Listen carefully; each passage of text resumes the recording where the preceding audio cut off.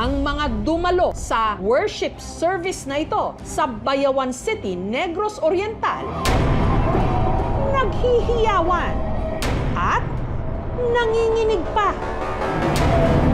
habang dinadasalan ng kanilang pastor at nang ikinumpas na nito ang kanyang kamay. Ang mga nakatayong miyembro biglang nagsitumbahan at nangisay-ngisay pa. Meron din sa kanilang napahagulgol. Sa isa pang kaparehong pagtitipon, sunod-sunod namang nagtumbahan ang 4 na lalaki matapos din silang dasalan.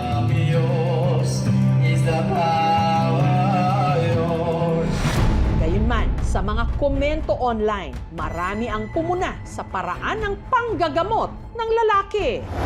Kulto. Born to be wild. Pag hindi manginig, hindi bibigyan ng snacks. Pero giit ng kanya mga di umanong napagaling, lehitimo ito. Sa pangalan ni Jesus! Yes! Itlog lagaw! Amin naman! Go, go, go, go!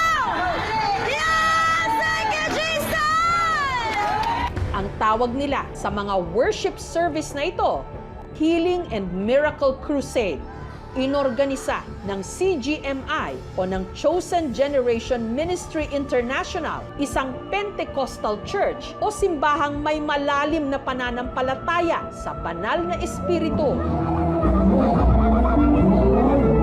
At ang CGMI, pinamumunuan ng binansagan nilang Man of God, ang 23 anyos na si Apostle Joey Teves.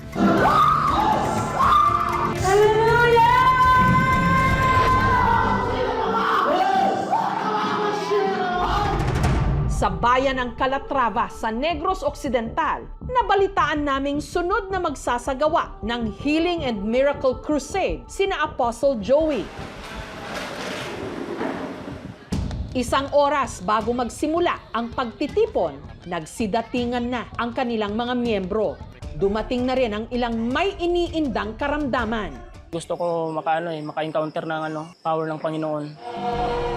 Isa sa mga dumayo, si Melugin, na may sakit sa bato. Gahubag jud ang kidney, may cyst pagid siya, diyon kuan ka ng kabutohon na gid siya ba. Diri mabuto tong kilid, ari hawak, niya kutas, malugay niya. Kapoy na kay baklay niya.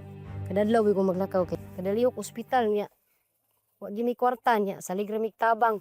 Ang iika-ika naman at nakatungkod pang si Numeriano, umaasang makakalakad muli ng maayos kapag nadasalan ni Apostle Joey.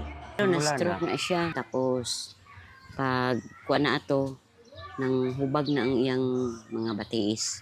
Tapos, siging inom o reseta sa doktor, wala may ipik. Magbalik-balik ka. Ang Healing and Miracle Crusade, sinimulan muna sa isang praise and worship. Yes, Lord, this is for your glory! Thank you, Jesus!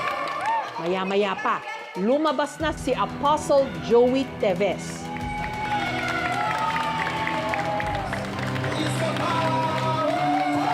The kingdom of God is not just only in word, but in power. Salamat, Ginoo, sa mukha mo, Ginoo! Matapos ang kanyang sermon, lumapit siya sa mga miyembro at kanya silang ipinag-pray over. Name of Jesus, power of the Holy Spirit. Yes, Holy Spirit. Lord, At gaya sa mga ipinost nilang video, ang mga miyembro na dinasalan at hinipan ni Apostle Joey napasigaw, napaiyak, natumba habang nangingisay. Di umano, senyales ito na nilukuban na sila ng banal na espiritu.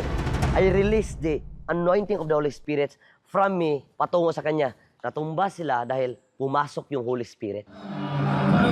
At para hindi mabagok o masugatan ang mga natutumbang miyembro, meron silang tigasalo. Yung iba, umiiyak sila, hindi lang mapigilan. It's not drama, it's not scripted. Mapablackout ka talaga, tapos pagtayo mo, parang bagong tao ka. Sunod niyang nilapitan si Numeriano na hirap ngayong makalakad. Ipinagdasal niya ito at saka hinipan ang kanyang ulo. Naniwala ka ba na kaya kang pagalingin nila? Oo. Nang pinalakad na siya, nagawa niya ito nang hindi na ginagamit ang kanyang tungkod. Ano nangyari ngayon? Kung sinita mo? Wala na. Pagaling ka na nila, okay? There is no single cure for osteoarthritis. Sometimes, even without doing anything, yung pamamaga na yun, nagsasubside mag-isa. So, pwedeng feeling mo magaling ka na, pero in reality, it's just being symptom-free at that very moment. Nang iprenay over naman niya si Melo Jean, bigla itong natumba.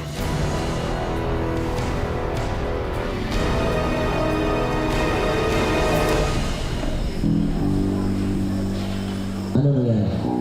Gaano kong paminaw.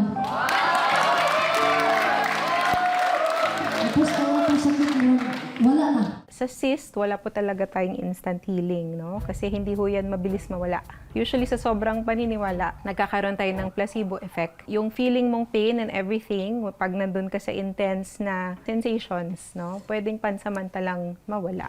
15 anyos lang daw si Apostle Joey nung sinimulan niya ang kanya di umanong misyon. Merong vision na pinakita si Lord sa akin na pinakita niya sa akin yung maraming mga tao na may sakit. Doon ko na-realize ba na itong mga tao to, inaantay ka nila. Gamitin kita para sa kanila. Itinatag niya ang CGMI noong 2021 kung dati 300 lang ang kanyang mga miyembro. Ngayon, 10,000 na raw. Yung simbahan namin noon, dating kawayan. Ngayon, concrete na. Luzon, Visayas, and Mindanao, we have 500 plus churches. Meron na din tayo ng branches in and out of Philippines. Noong 2023, naitampok na namin si Apostle Joey. Tumayo ka. Iayo na kasi Ginoo. Ito. Parang pangin ng wedding. Go! Go! Go! Go! Mag-isa lang siya noon. Ngayon, katuwang na niya ang kanyang kapatid na si Jaff. Our goal and visions for this ministry is to win millions of souls into the kingdom of God. Ako po ay isang encourager. Ginamit rin po ako ng ating Panginoon para mag-heal ng sickness. May 2 uri raw ng kanilang pagpapagaling. Yung pagdasal ko, instant talaga na nawala yung sakit nila. Ang tawag niyan, instant healing. Meron lang iba, hindi sila nakareceive ng instant healing. So ang tawag niyan, gradual healing. Kailangan pa nila sumunod sa instruction na develop your faith. Sa kabila nito, may ilang bumabatikos. Yung iba, sabi nila, binayaran. I challenge them na magpunta sa aming crusade tapos layo mag-interview sa mga natumba. May mga nagtatanong, may bayad ba para makadalo sa prayer rally? Walang bayad. Meron lang iba na kusa silang nagbigay para sa mission. Isang babae na merong sakit na ovarian cancer pumunta sa isang healing crusade ni Joey Teves. Unfortunately, namatay yung babae. Kung totoong meron talagang kapangyarihan magpagaling ng sakit si Joey Teves sa pangalan ng ating Panginoong Hesukristo, dapat ay gumaling na yung babaeng merong ovarian cancer. Yes, hallelujah! Yung mga nagsabi na false prophet ako, I am always praying for them. Pero bakit may mga nangingisay? When you're with them, you are bound to actually imitate certain things that are happening. If we put into the atmosphere, diba, yung loud music, social cues, may part pa rin siya that would trigger a certain trance-like state. Tapos nangyayari is yung rational part of our brains would slow down. Meron naman talagang charism for healing na ibinibigay ang Holy Spirit. Yung nga lang, kahit na nire-recognize ng simbahan, yung gift na yan, is the church is guarded to recognize it. Wala makapagsasabi talaga kaagad-agad na, galing ng Holy Spirit yan. Hindi pwedeng claim lang ng pastor at paniniwalaan na kagad natin. maraming layers or aspeto, no? Yung pag-resort, no, or pagpili ng mga Pilipino dun sa faith healing. Meron pa ring mga geographically isolated and disadvantaged areas. Yun yung mga areas na wala masyadong health facilities, no? Or kung may health facility man, no, hindi masyadong marami or walang doktor.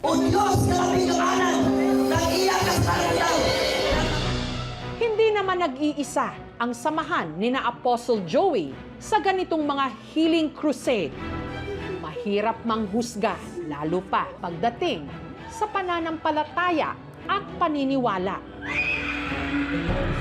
May kanya-kanya tayong karapatan para gawin ito at para sa mga may sakit o karamdaman na hindi kayang magpadoktor o bumili ng gamot. Masisisi ba sila kung dito sila aasa ng kaginhawaan at hari nawa, himala